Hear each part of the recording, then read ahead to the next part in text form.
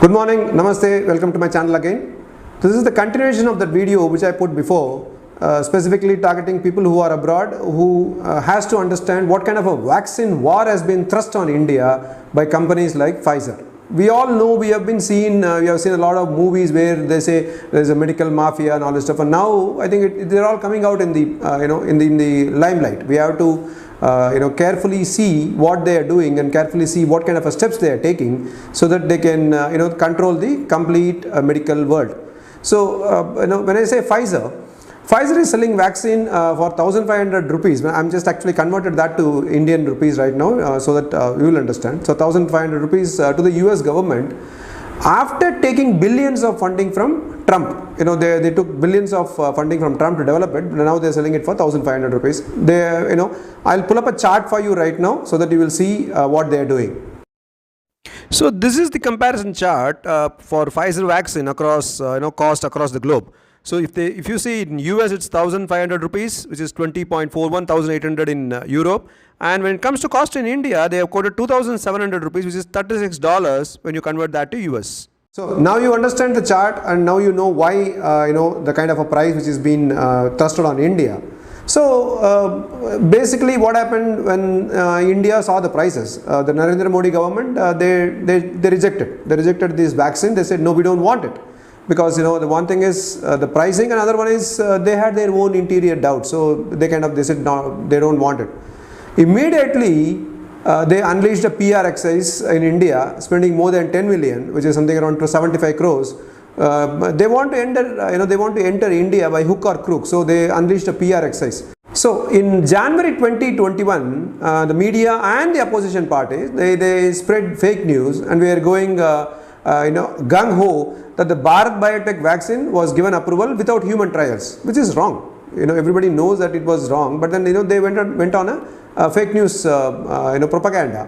And Serum Institute vaccine, Serum Institute again, which is in Pune, they are actually partners of Oxford AstraZeneca, and they said that it is a bad vaccine, and they start spreading a lot of news saying that it's a bad vaccine and it has a lot of side effects.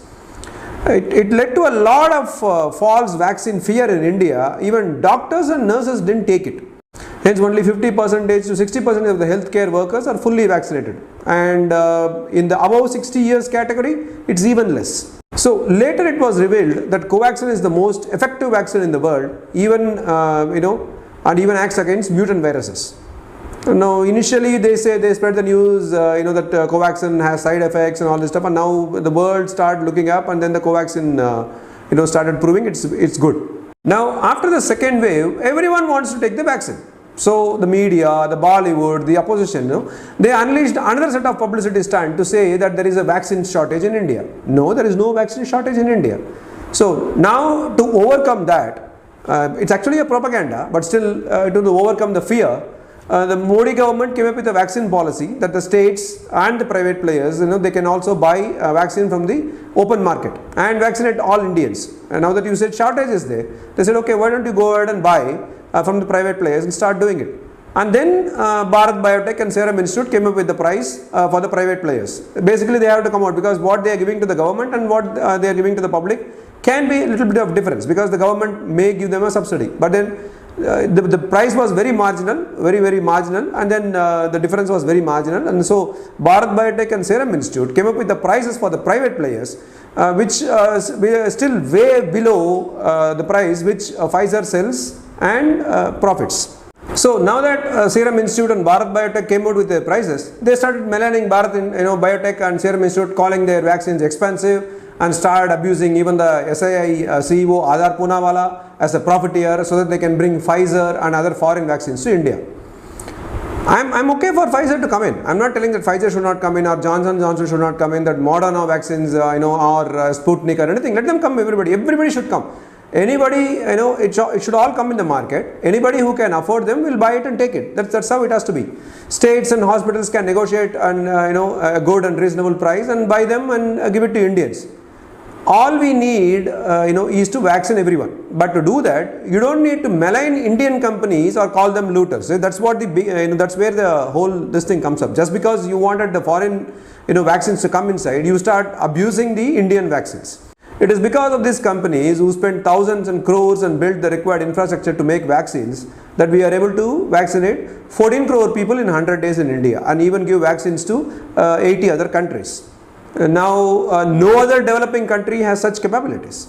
Only rich and developed countries have vaccines today for COVID, and they are hoarding it rather than giving it to everyone. We all know that. You need to understand that Pfizer is the reason behind the export embargo from USA put on the 35 critical ingredients needed to make vaccines.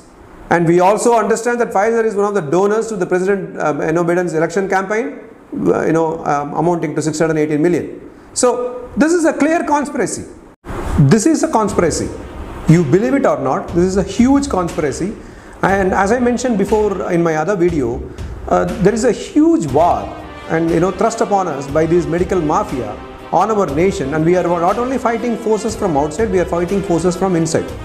And the people, when I say inside, who are the people who are the anti-nationals who are supporting these medical mafia people from outside, and they naturally get paid about it.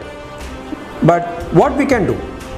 Yes, we can do something. All we should do is to stand rock solid behind our government, stand rock solid behind Narendra Modi and his steps, whichever is going to take this country to new heights. You should stand like a rock and support his initiatives. We will come over this, and as a country we will fight this, and we will be above all these conspiracies, and we will emerge victorious. Jai Hind, Bharat Mata Ki Jai.